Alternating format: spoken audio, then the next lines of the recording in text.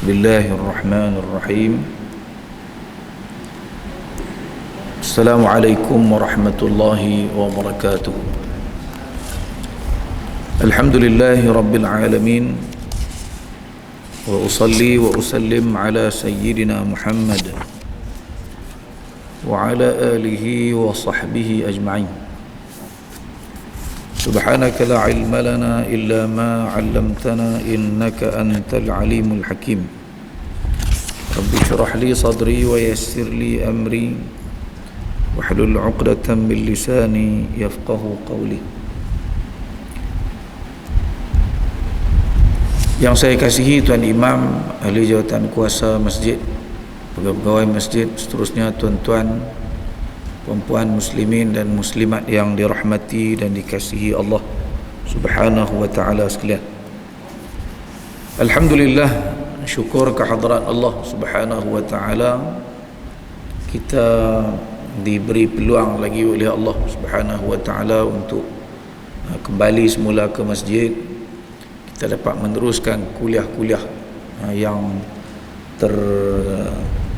tergendala sekejap lah baru-baru ni kerana pandemik yang melanda dunia, masuk negara kita, tuan-tuan.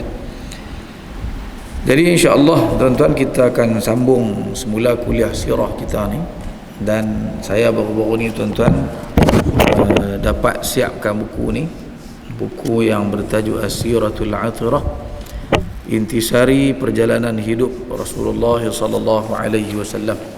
Jadi bila sebut intisari ini maknanya ringkasan lah kepada kisah-kisah sejarah yang berlaku di zaman Nabi sallallahu alaihi wasallam. Jadi malam ni kita akan guna kitab ni lah, banyak mana yang ada dulu lah tuan-tuan. Ada 40 buah yang diwakafkan. Jadi tuan-tuan guna dalam majlis ini, kemudian pulangkan balik supaya kukul lah mai bulan depan tuan-tuan tak boleh mai ke, orang lain boleh guna buku ni semula insya-Allah. Okey, jadi tuan-tuan buka muka surat 136. Kalau tak salah saya lah, kita sampai tahun ni dah perbincangan kita sebelum ni, iaitu kita berada di zaman Nabi sallallahu alaihi wasallam berada di Madinah Al-Munawwarah, iaitu fasa pada ketika ini tuan-tuan telah bermula syariat jihad dengan makna qital, dengan makna perang. Jihad ni jangan kita maknakan semua perang, tak betul. Sebab di Makkah Al-Mukarramah pun para sahabat berjihad juga, berjihad dengan Al-Quran, dengan hujjah, membuktikan kebenaran ajaran Islam. Itu sebenarnya jihad yang paling asas dalam ajaran Islam. Tapi bila Nabi SAW beralih ke Madinah Al-Munawwarah, berpindah ke Madinah Al-Munawwarah, setelah umat Islam selain mempunyai ketua tetapi telah mempunyai tanah air, ada negara, maka pada ketika itu barulah disyariatkan jihad dalam bentuk yang Arab kata tadriji, maknanya berperingkat-peringkat. Pertamanya jihad diizinkan oleh Allah Subhanahu wa taala, dengan arti perang tadi ni, diizinkan bila kita diceroboh. Yang kedua, Allah Subhanahu wa taala memerintahkan umat Islam supaya berjihad, maknanya keluar berperang, dengan sebab-sebab yang akan kita ceritakan dalam sepanjang kisah sirah kita ni insya-Allah nanti tuan-tuan. Okey. Jadi kita sampai 136 ni tuan-tuan. Buku ni tuan-tuan, untuk pengetahuan tuan-tuan, saya bahagikan ikut tahun. Mana tahun 1 Hijrah, kalau di zaman Madaniyah ni, tahun 1 apa yang berlaku, tahun kedua apa peristiwa-peristiwa yang berlaku, supaya kita nampak perkembangan ajaran Islam tersebut, walaupun secara ringkas insya-Allah.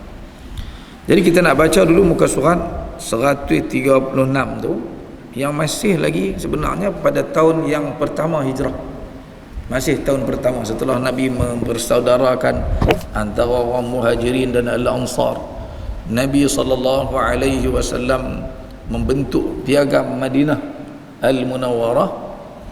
Maka selepas daripada itu tuan-tuan, tumpuan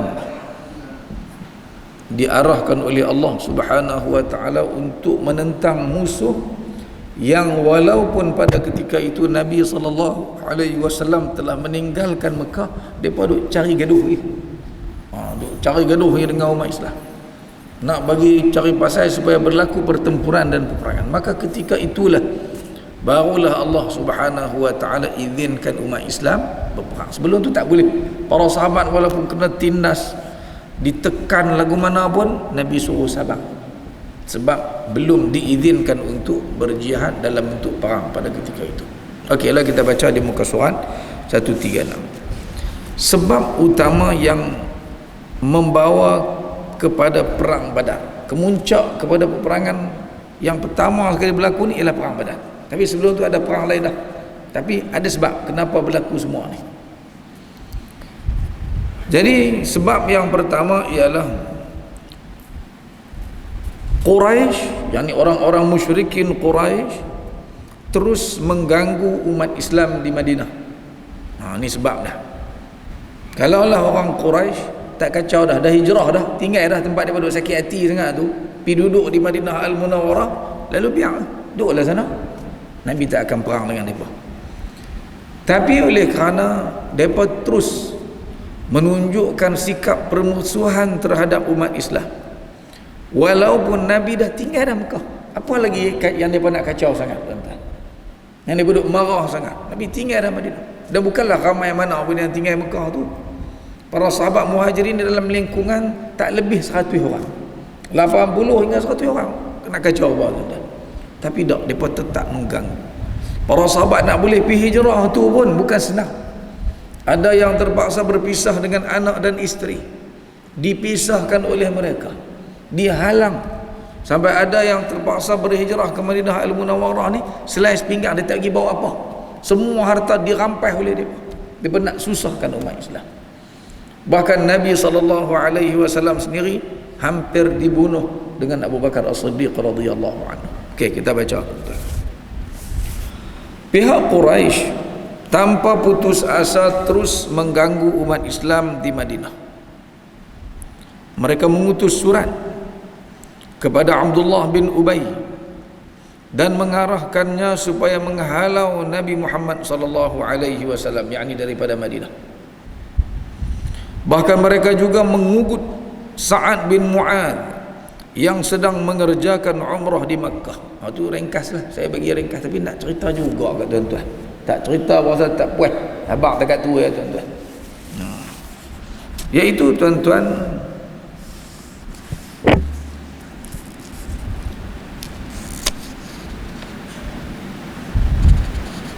bila Nabi berhijrah ke Madinah, orang-orang Mekah tahu sebenarnya di Madinah tu ada seorang tokoh Khazraj, nama dia Abdullah bin Ubay. Di Madinah ni, saya cerita dulu kat tuan-tuan, Khazraj, satu lagi Aus. Yang paling besar ialah Khazraj. Ingat ya tuan, paling besar, kabilah paling besar, paling berpengaruh ialah Khazraj. Semua ketua-ketua Khazraj ni mati dia dalam perang Bu'ath 5 tahun sebelum Nabi hijrah. Yang tinggal Abdullah bin Ubay, dia tak pergi. Dia tak setuju dengan peperangan tersebut. Walaupun orang lain semua pergi perang, dia tak setuju, dia tak pergi perang. Jadi dia tak mati. Dia tak pergi, dia tak mati. Dia lah tinggal hak tua-tua ni, tuan-tuan. Jadi pada ketika itu, orang-orang Khazraj dah sepakat dah untuk melantik Abdullah bin Ubay ni sebagai ketua di Madinah. Sebab tak ada dah tua-tua hak lain semua senioriti, tak ada lah, tak boleh lawan dia. Dia orang tua, pemimpin lama. Dalam tengah-tengah dia duduk bersiap, tuan-tuan, kira nak ditabalkan menjadi Raja Madinah, menjadi ketua besar di Madinah. Tiba-tiba Nabi mai secara sulit, bukan ada orang tahu pun. Sebab perjanjian Aqabah pertama, perjanjian Aqabah yang kedua tu ditandatangani secara sulit. Mereka setuju dan terima Nabi sebagai ketua. Islam tersebar pelan-pelan sehingga akhirnya ramai dah masuk Islam. Maka pada ketika itulah Nabi hijrah, Nabi yang pergi potong trip dia jadi ketua. Agak-agak sakit hati dah tuan-tuan. Tuan-tuan lah bayangkan tuan-tuan pemimpin politik lah ni nak mesyuarat lah ni. Mesyuarat bahagian nak masuk apa nama? Persidangan agung lah ni. Tahu-tahu duk cadang-cadang mai orang lain pintas naik kawan tu. Bermusuh dah. Tabi'inya memang dia memang bermusuh dengan Nabi SAW. Jadi orang-orang Quraisy tahu perkembangan politik di Madinah. Dia tahu. Lalu dia tulis satu surat kepada Abdullah bin Ubay. Dia kata apa kat dia? Innakum awaitum sahibana. Sesungguhnya kamu, dia kata ke Abdullah, padahal dia tak terlibat pun, kamu telah pun memberi perlindungan kepada orang kami, iaitu Muhammad. Wa inna nuqsimu billahi latutqatilannahu wa latukhrijannahu aw lanasiranna ilaikum bi ajma'ina.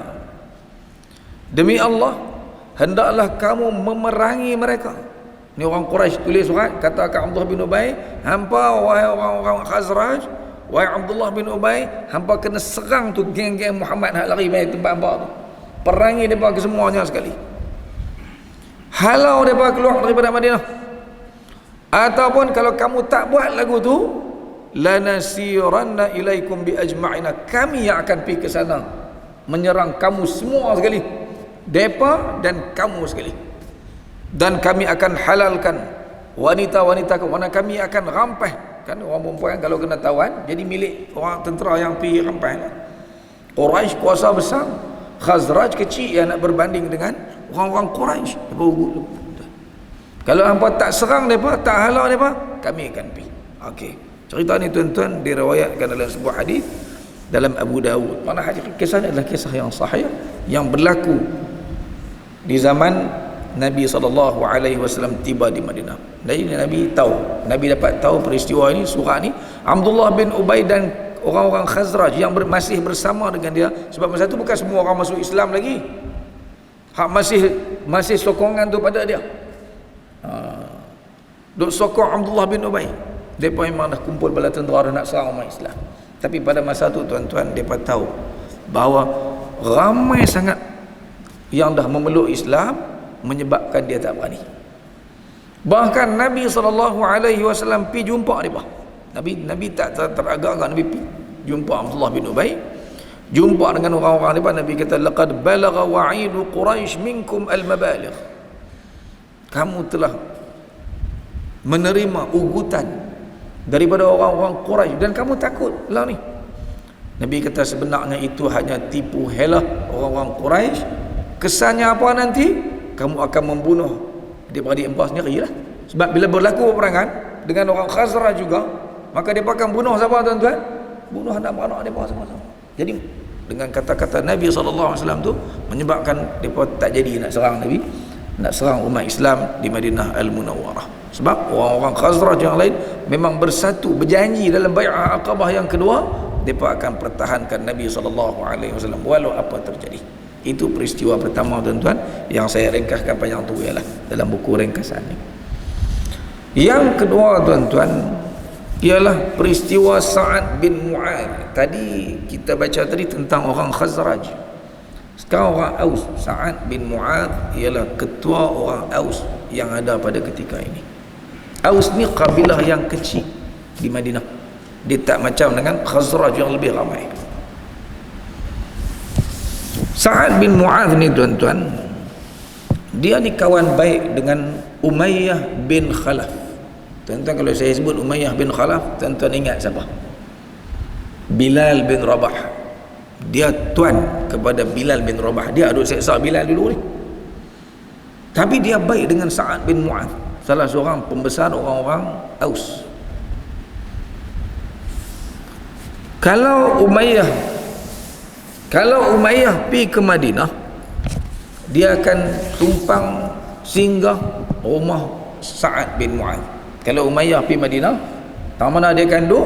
Rumah Sa'ad. Sa'ad ialah akan raih dia, akan entertain dia di Madinah Al-Munawwarah. Begitulah sebaliknya, kalau Sa'ad pergi ke Mekah untuk melakukan ibadah umrah daripada zaman jahiliah lagi, Sa'ad akan duduk di rumah Umayyah bin Khalaf, salah seorang pembesar Quraisy yang ada pada ketika itu. Baiklah mereka ni memang sangat baik, tuan-tuan. Baik sungguh. Sayang menyayang antara kedua-dua ni pada zaman jahiliah lagi.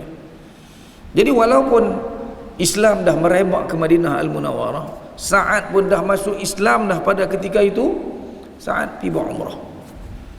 Nabi dah hijrah dah. Dia sebab dia pergi, dia tahu dia ada tempat yang akan bagi perlindungan kat dia, ialah salah seorang ketua kabilah di Makkah Al-Mukarramah. Jadi bila dia pergi ke sana, tuan-tuan, dia duduk rumah Umayyah. Bila dia nak tawaf, jadi pemimpin-pemimpin ni nak tawaf ramai-ramai, tak maulah kan, macam kita ni kira boleh celah pipi yang seorang lah. Jadi orang besar-besar ni, termasuk Sa'ad bin Mu'adh, dia kata kepada Umayyah, dia kata, unzur li sa'ata khalwatin la'alli an atufa bil bait. Bila tengok Sa'ad, masa-masa mana lapang orang tak berapa ada di tempat mataf tu, aku nak pergi tawaf ni kata. Lalu tengah hari lebih kurang, dia pun keluarlah pergi tawaf. Masa duduk tengah tawaf tu, dua-dua orang ni, Sa'ad bin Mu'adh dengan Umayyah bin Khalaf, jeromoh dengan Abu Jahal. Abu Jahal yang paling memusuhi Nabi SAW, pergi jumpa dengan dia. Jumpa Abu Jahal, kata apa? Ya Aba Safwan, man hadha ma'ak? Siapa dia ni?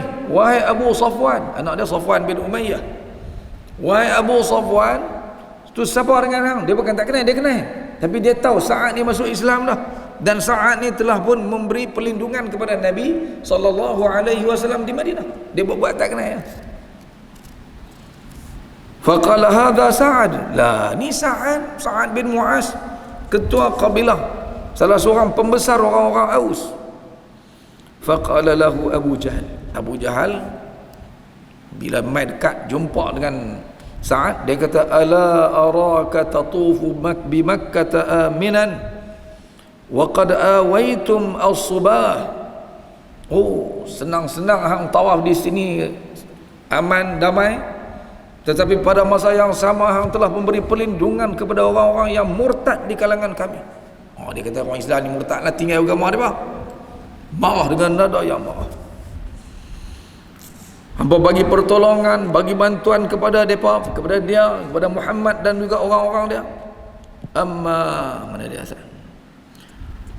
Ama wallahi laula annaka ma'a Abi Safwan ma raja'ta ila ahlika salima. Demi Allah, kata Abu Sufyan. Oh, demi Allah kat dia pun. Kau dia tu.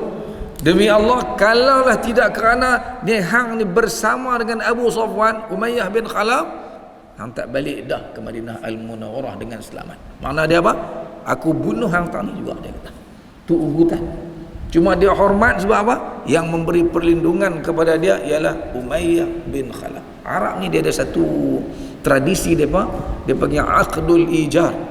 Akad untuk nak memberi perlindungan kepada siapa-siapa saja, walaupun dia tu musuh kita, tapi kalau ada orang bagi perlindungan, semua orang kena hormat, tak boleh sentuh dia. Ini tradisi, nanti kita akan jumpa banyak kisah-kisah ni dalam sirah nanti, tuan-tuan. Faqala lahu Sa'ad ni walaupun dia muda, tuan-tuan, dia tak senyap begitu saja. Dia jawab. Dia kata apa, tuan-tuan? Dalam keadaan dia mengangkat suaranya, wa rafa'a sautuhu alaihi, ama wallahi la in mana'tani hadha la amna'annaka ma huwa ashaddu alayka min. Kalau apa-apa terjadi kepada aku, kalau aku disekat daripada mengerjakan tawaf ini, kata Sa'ad bin Mu'adh, hang kena ingat, aku akan ambil tindakan lagi berat pada ni, iaitu apa dia, tuan-tuan? Tariqaka alal Madinah. Orang Quraisy, mereka, tuan-tuan, tiap-tiap tahun mereka mesti pergi berniaga di Syam. Syam ni utara, mana kena lalu Madinah dulu, barulah boleh sampai ke Syam. Kalau hang buat apa-apa sampai aku tak boleh tawaf, ingat, kami orang-orang Aus, orang-orang Khazraj akan ambil tindakan sekat laluan perdagangan kamu ke Syam. Tak boleh negara lepas ni. Orang Quraisy, tuan-tuan, hak tu kalau sekat pakai tak makan apa, sebab kehidupan mereka memang bergantung kepada perniagaan ke Syam dan juga ke Yaman. Barang-barang daripada Yaman dia akan bawa berniaga di Mekah dan juga pergi bawa berniaga di Syam. Yang di Syam akan dibawa balik berniaga di Madinah dan akan dibawa ke Yaman. Jadi kalau sekat satu habis, nak pergi berniaga tak mana lagi tuan-tuan, tinggal Yaman saja. Jadi ni yang ditakuti oleh Abu Jahal. Okey, peristiwa ini tuan-tuan, dua peristiwa yang dicatatkan oleh hadis ini ada hadis dalam Sahih Al-Bukhari. Kisah diriwayatkan oleh Al-Imam Al-Bukhari, kisah sekatan ugutan yang dikenakan oleh Abu Jahal terhadap Sa'ad bin Mu'adz ini. Dua peristiwa ini menggambarkan kepada kita dengan jelas bahawa orang Quraisy mengambil pendirian sikap terhadap umat Islam di Madinah ni sikap musuh yang akan diperangi. Mereka ugut nak pergi serang. Sampai tahu tu. Dan apa yang dilakukan kepada Sa'ad bin Mu'adz itulah yang nanti kita akan tengok tuan-tuan bagaimana umat Islam pula memang Nabi balik-balik daripada tu, Nabi SAW terus melancarkan serangan-serangan hendak kepada kafilah-kafilah dagang Quraisy. Nabi tak tunggu mereka buat dulu. Pasal permusuhan dah jelas antara orang Islam dengan orang-orang Quraisy. Tambahan pula tuan-tuan sebab kedua. Sebab keduanya ialah pada ketika ini Allah Subhanahu wa taala telah izinkan umat Islam untuk berperang. Lebih-lebih lagi bila depa diganggu, ada gangguan daripada musuh. Iaitulah bila turunnya firman Allah Subhanahu wa taala dalam suratul Hajj ayat 39 yang berbunyi, A'udzu billahi minasyaitonir rajim. Udzina lil ladzina yuqataluna bi annahum zulimu wa innallaha ala nasrihim laqadir. Diizinkan berperang bagi orang Islam yang diperangi oleh golongan penceroboh kerana sesungguhnya mereka telah dianiaya dan sesungguhnya Allah amat berkuasa untuk menolong mereka mencapai kemenangan.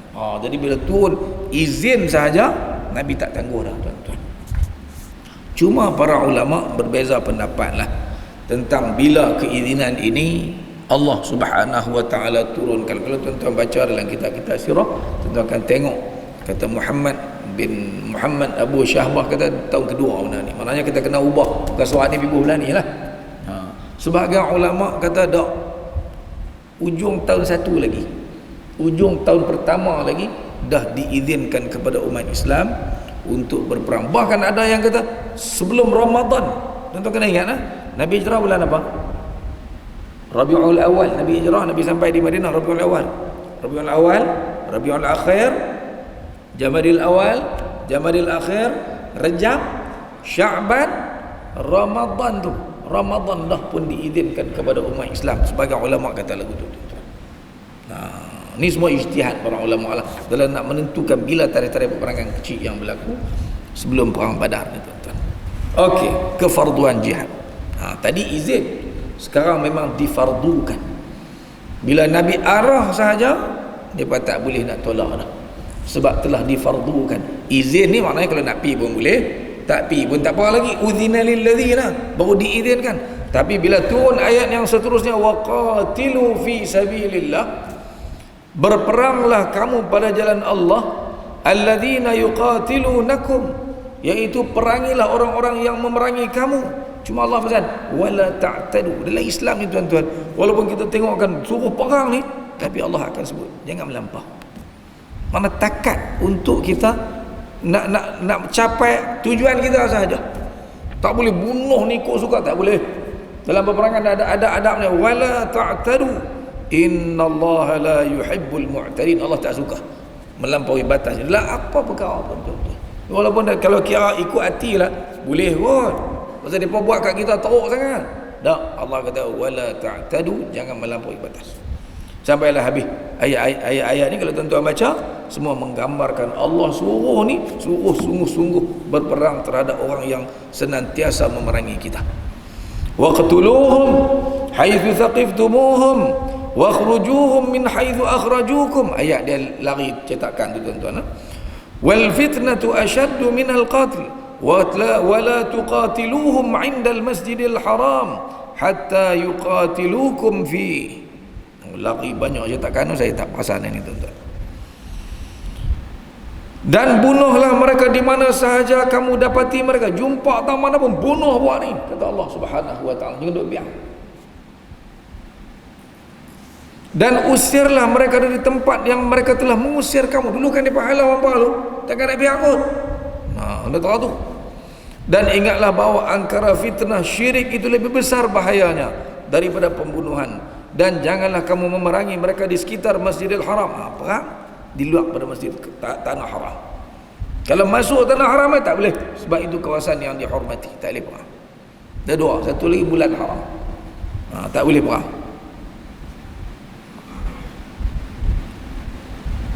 Oleh itu, kalaulah mereka memerangi kamu di situ, maka bunuhlah mereka. Demikianlah balasan bagi orang yang kafir. Kemudian jika mereka berhenti memerangi kamu, mereka tak perang lah, mereka stop dah, maka berhentilah kamu, kerana sesungguhnya Allah Maha Pengampun lagi Maha Mengasihani. Dan perangilah mereka sehingga tidak ada lagi fitnah, dan sehingga menjadilah agama itu semata-mata kerana Allah. Kemudian jika mereka berhenti, maka tidaklah ada permusuhan lagi, melainkan terhadap orang-orang yang zalim. Jadi ayat ni tuan-tuan, kalau kita tengok, kita akan jihad dalam Islam bukan saja nak pergi bunuh orang sekadar, sekadar yang diperlukan sahaja. Kalau dah dia tak kacau dah, tak payah dah, cukup dekat tu. Punya murninya jihad dalam bentuk peperangan dalam Islam ini, tuan-tuan. Okey, terus lagi. Nabi SAW kemudiannya mengikat perjanjian damai dengan kabilah-kabilah di sekitar Madinah Al-Munawwarah. Okey, ini strategi yang Nabi SAW buat, iaitu Nabi tahu di sekitar Madinah ni ada kabilah Bani Damrah, antaranya yang terkenal. Mereka ni Badui lah, Al-A'rab. Juga kabilah Juhainah ada kot tu. Mereka ni kalau kita tak pandai guna mereka, barangkali dia jadi musuh pada kita. Barangkali mereka ni akan dipergunakan oleh orang-orang Quraisy untuk menentang kita. Jadi Nabi cepat-cepat buat perjanjian damai dengan kabilah-kabilah ni, tuan-tuan. Nah, kisah saya nak baca ke tuan-tuan. Kabilah pertama yang Nabi SAW ikat perjanjian ialah kabilah Bani Dumrah. Bani Dumrah tak jauh daripada Madinah Al-Munawwarah. Mereka ni, tuan-tuan, sama ada Bani Dumrah ke Juhainah ke, mereka ni kok mana pun mereka tak boleh lepas dengan Madinah ni, sebab mereka kecil, kabilah-kabilah kecil yang ada kot tu. Madinah ni ramai orang-orang Aus, orang-orang Khazraj yang ada di situ. Jadi mereka punya tempat perniagaan mereka nak jual barang-barang mereka nak dapat keperluan mereka semua di Madinah Al-Munawwarah. Mau tak mau, mereka kena jaga hubungan baik dengan Madinah Al-Munawwarah yang telah diketuai oleh Nabi SAW pada masa itu. Jadi Nabi tahu semua ni. Jadi Nabi pun tulis surat, pergi jumpa mereka, berunding dengan mereka, lah kita kena berdamai, kita kena ada perjanjian MOU antara kita bersama ni, Dumrah ke ataupun Juhainah, dua ni lah yang paling popular dalam sejarah, tuan-tuan. Nabi tulis satu surat perjanjian tersebut. Ada surat, Bismillahirrahmanirrahim. Hadza kitabun min Muhammadin Rasulillah li Bani Dumrah. Ini surat perutusan daripada Muhammad Rasulullah kepada Bani Dumrah. Sampailah habis, bi annahum aminuna ala amwalihim wa anfusihim. Bahawa orang-orang Bani Dumrah sama juga Bani Juhainah, jangan bimbang, kamu aman dengan kami, kami tak akan serang kamu. Dengan syarat apa? Dengan duk serang kami, jangan bersekongkol dengan musuh untuk serang kami. Wa anna lahumun nasr ala man ramahum. Kalaulah ada mana-mana kabilah mai serang kabilah Bani Dumrah, kami akan bantu, kata Nabi SAW. Dan mereka pun lagu tu juga tak boleh untuk menyerang belot terhadap negara Islam Madinah, walaupun mereka bukan sebahagian daripada negara Islam Madinah. Jadi akhirnya, tuan-tuan, dengan tindakan yang dilakukan oleh Nabi SAW ni, Nabi telah berjaya menyekat bahaya yang mungkin datang kepada Madinah Al-Munawwarah melalui kabilah-kabilah kecil yang ada di keliling Madinah, tuan-tuan. Itu bijaksananya Nabi SAW. Walaupun baru sampai, Nabi sudah baca dah suasana politik, apa yang boleh membantu umat Islam, apa mana bahaya kita tutup bang bahaya-bahaya yang mungkin berlaku tersebut. Itu satu, tuan-tuan. Pada masa yang sama, baginda sallallahu alaihi wasallam mula mengatur strategi untuk mengganggu rombongan dagang Quraisy yang menuju ke Syam. Nabi tak tunggu. Telefon duduk ganggu juga kan. Duduk tunjuk benci, tak suka pada Islam. Nabi terus buat tindakan, hantar dulu beberapa sariyah untuk sekat laluan dagang orang Quraisy yang menuju ke Syam.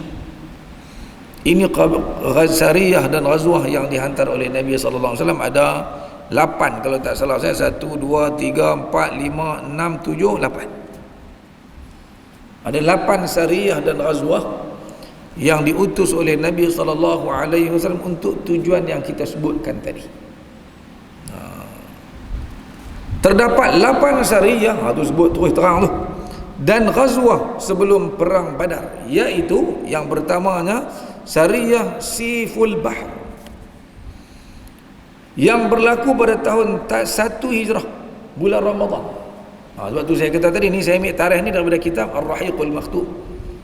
Tarikh perang ni ulama beza pendapat pula. Ada kata ujung sikit, kemudian sikit, tu yang jadi berbeza-beza pendapat tu.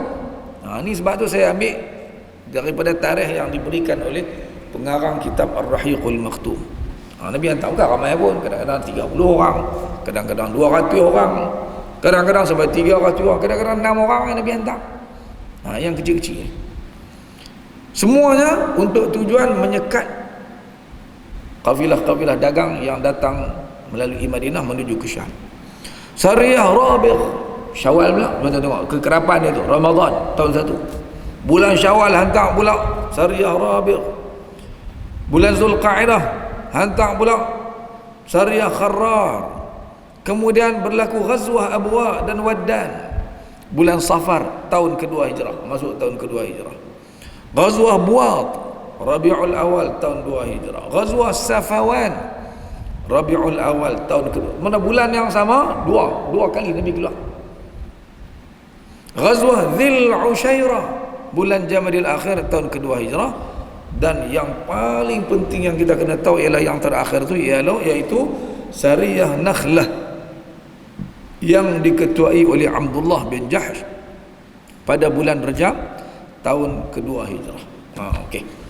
Kemudian saya terang sikitlah bagi yang tak tahu apa beza saat tulis sariyah, saat tulis ghazwah, makna dia perang.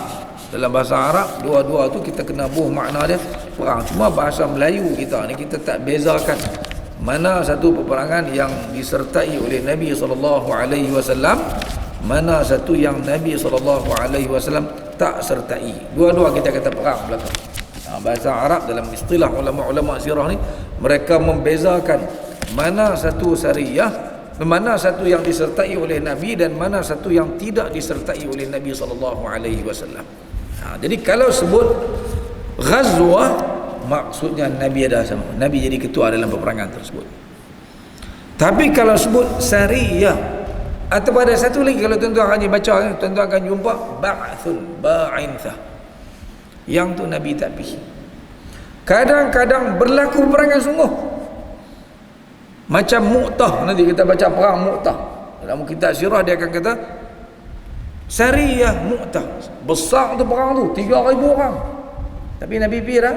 Nabi tak pergi. Nabi hantar sahabatnya, dipanggil sariyah. Kadang-kadang berlaku peperangan, kadang-kadang tak, sekadar nak dapat maklumat, sekadar untuk keluar tu nak gertak musuh, supaya orang-orang Quraisy ni tahu takut kepada umat Islam. Kalau mereka tak takut, mereka buat macam mereka ni tak ada apa. Padahal pada ketika itu Nabi dah ada negara sendiri, ada kedaulatan sendiri dah. Walaupun kecil Madinah tersebut, tapi kedaulatan negara Madinah ada. Jadi kadang-kadang Nabi hantar ni, kalau kita baca nanti, satu pun tak berlaku pertempuran, tuan-tuan. Semua Nabi sampai, dia lepas dah pun ada. Berlaku sikit-sikit, tapi tak perang pun. Tapi tetap dipanggil keluar tu Nabi perang lah. Tapi tak jadi peperangan-peperangan tersebut, tuan-tuan. Okay, itu beza antara ghazwah dengan sariyah. Tuan-tuan perhati, saya tulis di tepi tu, bulan Rajab ialah salah satu bulan haram. Haram ni dengan makna bulan yang dihormati. Tak boleh perang. Ada 4 bulan. Satu bulan Zulqa'dah, 2 bulan Zulhijjah, 3 bulan Muharram, dan yang keempatnya ialah bulan Rejab. Bulan Rejab ni dia duduk asin selepas Syaban. Rejab tak boleh perang. Orang Arab jaga yang ni tuan-tuan. Daripada sejak zaman Nabi Ibrahim lagi, orang Quraisy, orang semualah orang Arab ni sangat menghormati bulan haram. Main bulan haram, mereka tak akan berperang sesama mereka. Nak pergi berniaga pun masa ni lah selamat, sebab mana kawak jahat mana pun, bulan haram tak boleh. Bulan haram, orang Quraisy, orang-orang suku Arab mana pun akan guna kesempatan ini untuk berniaga, sebab tidak akan diganggu.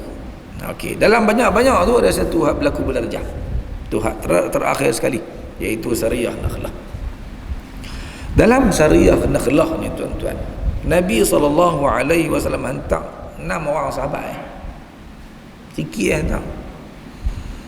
Dan Nabi tulis surat, suruh baca tengah jalan. Jangan baca lagi surat tu sampai tengah jalan, nanti baru baca surat ni.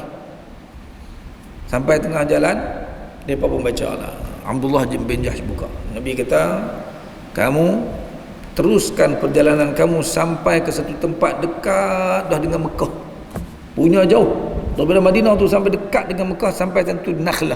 Nakhlah ni sempadan antara kota Mekah dengan Nakhlah tu lah, nak main ke Madinah Al-Munawwarah. Karena kalau kata orang jalan sampai tanah Nakhlah tu boleh perang ni. Tapi kalau masuk tanah haram tak boleh. Allah larang tadi kan kita baca tadi, jangan duk serang daripada dalam kawasan Masjidil Haram tadi, mana kawasan tanah haram semua tak boleh perang. Dan satu lagi, bulan haram tak boleh perang. Tapi Nabi hantar ni bukan dalam surat tu suruh serang. Nabi suruh dapatkan banyak mana tentera-tentera depa, apa nama ni, barang dagangan depa, apa saja maklumat lah, untuk buat balik maklumat tu kepada Nabi SAW. Tiba-tiba tuan-tuan, berlaku sebaliknya. Abdullah bin Jahsh ni dengan beberapa orang sahabat dari 6 orang tu sampai tanah Nakhlah. Masa tu masuk hari yang terakhir dalam bulan Rejab. Bulan Rejab. Rejab, lepas Rejab Syaban kan. Okey. Mana kalau Syaban tu kalau serang pun tak salah dah. Tapi selagi masih dalam bulan Rejab, boleh serang dah? Tak boleh. Nabi pula bukan suruh serang pun. Tapi para sahabat ni tuan-tuan tak tahulah pada ketika tu Allah nak takdirkan peristiwa ni berlaku, mereka bincang sama mereka. Mereka tengok ada satu kafilah dagang balik daripada Syam sampai di Nakhlah. Tarikh tu ialah tarikh 29 hari bulan Rejab. Esok dah masuk 1 Syaban. Mereka geram ni, tak ada orang jaga sangat. Sariyah yang bawa barang dagangan yang banyak ni tak dijaga, tak dikawal oleh ramai orang. Walaupun mereka hanya 6 orang, kalau mereka serang, mesti bolehkan mereka semua barang-barang dagangan tersebut. Cumanya mereka tahu masih bulan Rejab tak boleh serang. Masalahnya kalau tunggu masuk malam tu, dah masuk tarikh 1 Syaban, boleh perang dah. Tapi mereka akan masuk ke tanah haram. Lagilah tak boleh. Jadi pada ketika itu para sahabat buat kesimpulan, kita serang juga. Mereka pun serang tuan-tuan. Seorang daripada ramai-ramai orang Quraisy yang pi itu kena panah mati. Nama dia Amru bin Hadrami. Dalam Sariyah Nakhlah, seorang laki-laki bernama Amru bin Hadrami telah berjaya dibunuh. Dan 2 individu daripada Quraisy berjaya ditawan, iaitu Uthman bin Abdullah dan Al-Hakam bin Kaisan. Sebelum ni tak pernah berjaya apa-apa serangan. Hak yang banyak-banyak kali duk keluar tu, sekali pun tak berlaku peperangan. Tak ada sebarang harta rampasan yang diperoleh. Yang lain lari habis. Barang dagangan ni semua boleh kepada Abdullah bin Jahsh. Dia bawa balik semua ke Madinah Al-Munawwarah. Seronoklah balik. Balik tuan-tuan, Nabi marah. Nabi kata, aku bukan suruh serang. Yang hamba serang buat apa? Mereka pun nampaklah keuzuran mereka tadi. Abang, kami rasa kalau kami tak serang rugilah. Duduk depan mata ni. Sebelum ni terlepas lah apalah. Ni duduk depan, takkan nak biar aku. Para sahabat buat silap. Silap dah? Salah dah? Ya, memang salah. apa yang dilakukan oleh sahabat-sahabat ni, beberapa orang sahabat ni kan. Puak Quraisy menyatakan bantahan kerana serangan tersebut berlaku dalam bulan Rajab, salah satu bulan haram. Mereka mai ke Madinah Al-Munawwarah, mereka kata kat Nabi Muhammad, kata agama hampa bagus sangat kan, agama Islam ni agama salam, bawa kedamaian. Duk kata ke orang Quraisy jahil lah, jahat lah kan, zalim orang dan sebagainya. Tiba-tiba orang Islam sendiri yang melakukan pelanggaran tersebut, dan dilakukan pada bulan yang dihormati oleh semua orang Arab. Bulan haram tak boleh perang. Busuk dah nama Islam, tuan-tuan. Busuk pada masa ni. Mereka guna isu ni, kalau Allah lah tuan-tuan berlaku, semua sahabat masuk lah. TV masuk, orang Islam jahat. Dia buat jahat, dia lupa kan, dia ingat kita buat silap tu, dia canang, dia bagi besar, bantahan ni dibuat besar-besar. Nabi pun tak kata apa, tuan-tuan. Tapi Nabi SAW ambil tindakan awal lagi, iaitu Nabi keluarkan arahan supaya kita kena bayar diat terhadap kematian seorang tadi. Kena bayar diat. Berapa dia minta? Diat yang diamalkan pada bayar. Orang yang ditawan itu pun dibebaskan, dan juga harta-harta yang dirampas dikembalikan semula kepada orang Quraisy. Pasal silap, kita silap memang salah. Tapi Allah Subhanahu wa taala turunkan ayat di bawah ni, tuan-tuan. A'udzu billahi minasyaitonir rajim. Yas'alunaka 'anil syahril harami qitalin fihi. Qul qitalun fihi kabir. وصد عن سبيل الله وكفر به والمسجد الحرام وإخراج أهله منه أكبر عند الله والفتنة أكبر من القتل. Cuba tuan-tuan tengok ayat ni. Allah kata apa, tuan-tuan? Mereka bertanya kepadamu wahai Muhammad mengenai hukum berperang dalam bulan yang dihormati. Siapa tanya? Orang kafir Quraisy lah yang mai tanya. Tak rombongan. Batu canang seluruh dunia Arab bahawa orang Islam memang jahat, bulan haram pun tak kira, bunuh orang, serang orang. Dia buruk-burukkan Islam. Tapi Allah bela orang Islam dengan ayat ni. Allah kata, mereka mai tanya tentang hukum berperang dalam bulan haram. Bukan saja-saja tanya tu nak memburuk-burukkan Islam lah. Allah kata, qul, katakan kepada mereka wahai Muhammad, abang kat mereka, peperangan dalam bulan itu adalah berdosa besar. Ya, memang tak boleh. Tak boleh orang Islam tak boleh perang dalam bulan haram. Memang dosa besar. Tetapi kata Allah Subhanahu wa taala, perbuatan menghalangi orang Islam dari jalan Allah, yakni halang orang Islam beramal dengan ajaran Islam yang dilakukan oleh orang Quraisy. Kan dulu dihalang orang masuk Islam kan. Halang orang sembah Allah Subhanahu wa taala. Yang letak syariat tak boleh perang dalam bulan haram ni siapa? Allah Subhanahu wa taala lah. Allah tahulah tu hukum dia. Hampa lupakah? Dulu orang nak beriman pada Allah, siapa yang duk larang? Hampa ke dulu duk larang? Tetapi perbuatan menghalangi orang Islam dari jalan Allah dan perbuatan kufur kepadanya. Lupakah hampa duk kufur kepada Allah? Duk sembah Tuhan lain selain daripada Allah Subhanahu wa taala? Dan juga perbuatan menyekat orang Islam ke Masjidil Haram. Dia tak bagi Sa'ad bin Mu'adz nak pergi buat umrah pun dia tak bagi. Lepas daripada Sa'ad bin Mu'adz pergi buat umrah ni, siapa pun tak boleh buat umrah, dia tak bagi. Serta mengusir penduduknya dari situ. Dulu siapa dia duk halau orang Islam lah sampai hijrah ke Habsyah, sampai lari pergi ke Madinah Al-Munawwarah. Bukan depa ke? Hak depa buat tu di mana? Depa buat perbuatan hak dosa-dosa besar lagi pada hak bunuh seorang tu. Di mana berlaku? Bukan di tanah haram kah depa buat tu? Lagi jahat depa sebenarnya. Lagi besar keburukan yang mereka lakukan. Semuanya itu adalah lebih besar lagi dosanya di sisi Allah, yakni daripada membunuh.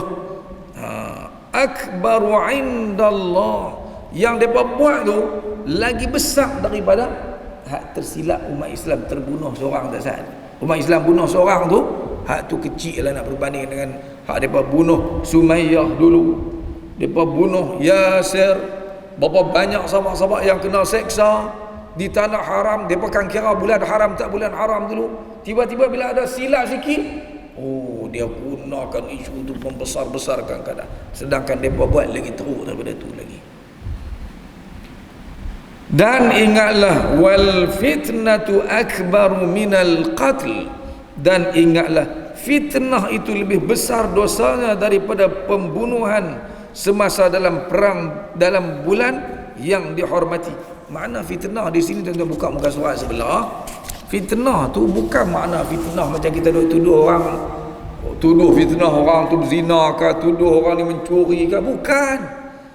Makna fitnah tu kata Imam At-Tabari, wal fitnatu akbaru minal qatl, tu makna dia ialah yani asyirku a'zamu wa akbaru minal qatl.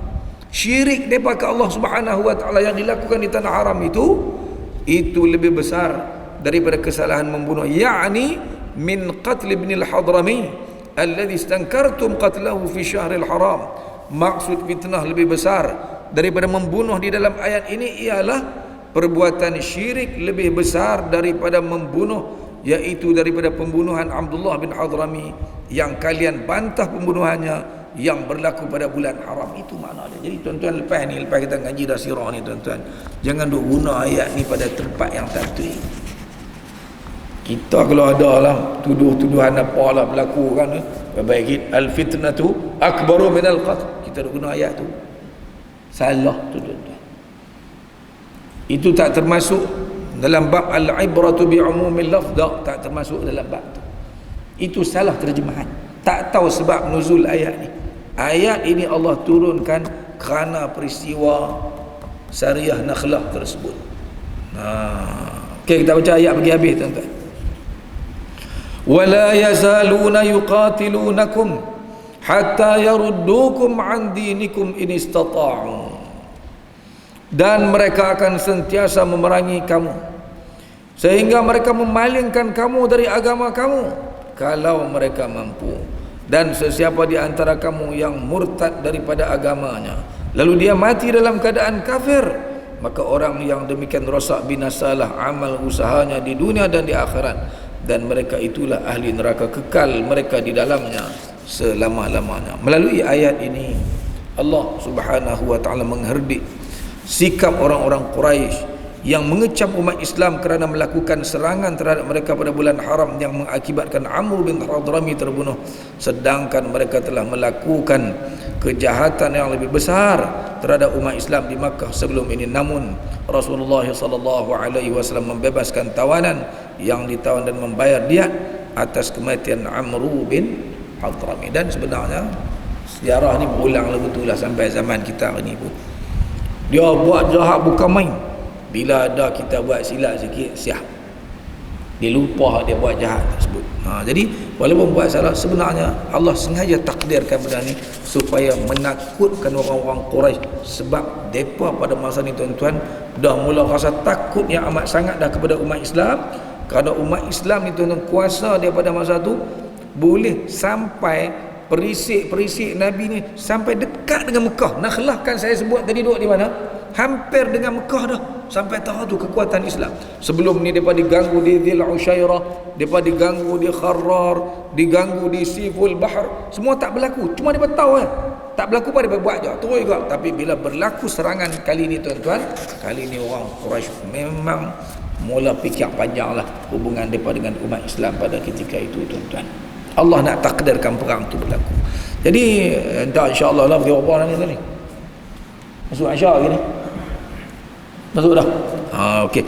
Nanti insya-Allah kita akan sambung kisah yang seterusnya. Kita akan terus bacalah pada bulan depan ni peperangan Badar yang berlaku, yang kalau kita faham tuan-tuan silsilah ni kan daripada cerita tu satu, kita tak akan tuduh buruk umat Islam. Yang dilakukan oleh Nabi nampaklah serang nak pergi rampas barang, tapi sebenarnya itu strategi Nabi kerana tindakan sebelumnya yang dilakukan oleh orang Quraisy yang sangat-sangat memusuhi umat Islam. Bukan saja-saja Nabi nak pergi rampas barang daripada tuan-tuan. Okey, jadi sekadar itu kuliah kita pada malam ni tuan-tuan. Semoga kita dapat sedikit kefahaman dalam kita duk meneliti sirah ni. Bulan ni bulan Rabiul Awal, bulan saya kempen ceramah Maulid ni tuan-tuan, ceramah suruh baca buku sirah. Pasal apa? Ngajak ni tak tahu bila nak habis. Saat kita ada, saat tak ada kan.